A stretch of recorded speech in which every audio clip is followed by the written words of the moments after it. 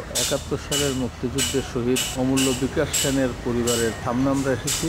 স্ত্রীর গীতা সেন, অমূল্য সেনের বড় ছেলে অনুপ সেন, বড় ছেলের স্ত্রী মুক্তি সেন, ছোট মেয়ে বড় মেয়ে রিনা সেন। আমাদের গ্রামের বাড়িতে দুর্গাপূজা করতে গেছি। গ্রামের বাড়ি কোথায়? বাড়ি হচ্ছে পটিয়া থানা ধলকার গ্রাম। ওখানে দুর্গাপূজা করতে গেছেন, প্রতিমা বানিয়ে পুজো করছেন। কিন্তু অষ্টমী দিন পুজোর সময় হঠাৎ করে মানে বাবা তখন চণ্ডী পাঠের জন্য রেডি হচ্ছে, ব্রাহ্মণ পূজা করছে, এবং হঠাৎ করে আসতে একটা শব্দ শোনা। সবসময় তখন একটা শোনা যেত আসতে রাজাকার আসছে বা আলবদর আসছে, একটা শব্দ শোনা যেত, এটাই আসছে, এটা শব্দ শোনা যেত। আসতে শব্দ শোনার সাথে সাথে সবাই যে যার মতো করে চলে গেছে, সব মানে লুকিয়ে গেছে। আমাদের ব্রাহ্মণও চলে গেছে, বাবাও চলে গেছে। বাবার পরনে ধুতি পরা ছিল, যেহেতু বাবা চণ্ডী পাঠ করবেন, ধুতি পরা ছিল। তো এখন বাবাও চলে গেছে, কে কোথায় চলে গেছে কেউ বুঝতে পারে নাই। বাবা নাকি, এটা আমরা পরে শুনেছি, বাবা নাকি আমাদের বাড়ি থেকে সামনে কত হবে, মানে আধ মাইলও হবে না, আধা মাইলের মতো একটু জায়গা নাকি বাগান ছিল, ওখানে নাকি ঢেঁড়স ক্ষেত ছিল। ওই বিরাট একটা নাকি ঢেঁড়স গাছের বাগান। তো ওখানে অনেকে নাকি লুকিয়েছিল ওখানে, ওই জায়গায় বাবাও নাকি ওখানে ঢুকে গেছে। এখন ঢুকার সময় নাকি মিলিটারি দেখেছে, মিলিটারি বা রাজাকার যারা ছিল ওরা নাকি দেখেছে। এখন সামনে তার কিছু আগে এটা কিছু আগে বিধবা ভদ্রমহিলা নাকি তার মেয়ে নিয়ে বসেছিল। আর কোথাও যেতে পারছে না, হঠাৎ করে চলে আসছে তো রাজাকারটা, তো কোথাও যেতে পারছে, ওনাকে মেয়ে নিয়ে বসেছিল। মেয়েটা মানে ওই বাড়িতে মেয়ে ছিল, ইয়াং মেয়ে। ওটা নাকি বলছে এখানে একটা পুরুষ লোক ঢুকতে দিয়ে গেছে, ওটা কোন দিকে গেছে। ও দেখো নাকি বলছে আমি জানি না। তো বলছে তাহলে তোর মেয়েকে নিয়ে যাবো।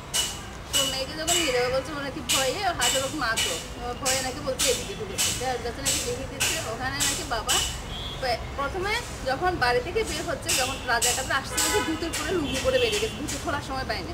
তো ঢের গাছের ওখানে গিয়ে নাকি বাবা হঠাৎ সকাল থেকে কিছু খায়নি, তো মনে হয় দুপুর হয়ে গেছে হঠাৎ করে। কেন জানি দুপুরে জানি, বাবা মানে শক্তিশালী ছিলেন, কেন দুপুর হচ্ছে জানি না।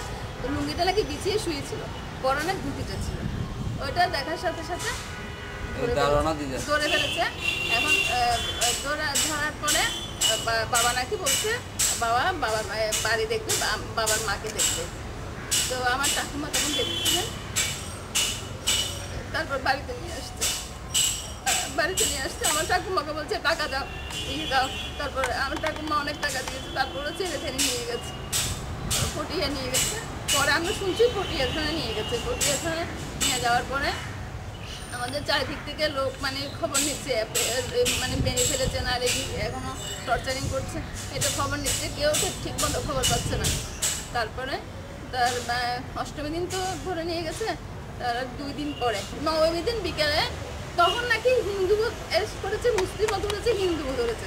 মুসলিমদেরকেও টর্চারিং করেছে ফিজিক্যালি, আর হিন্দুদেরকেও ফিজিক্যালি টর্চারিং করেছে, নাকি চারিদিকে ফাটাই দিয়েছে। তারপরে মুসলিমদেরকে সেই মুহূর্তে মুসলিমদেরকে ছেড়ে দিয়েছে, টর্চারিং করে হিন্দুদেরকে মেরে ফেলেছে।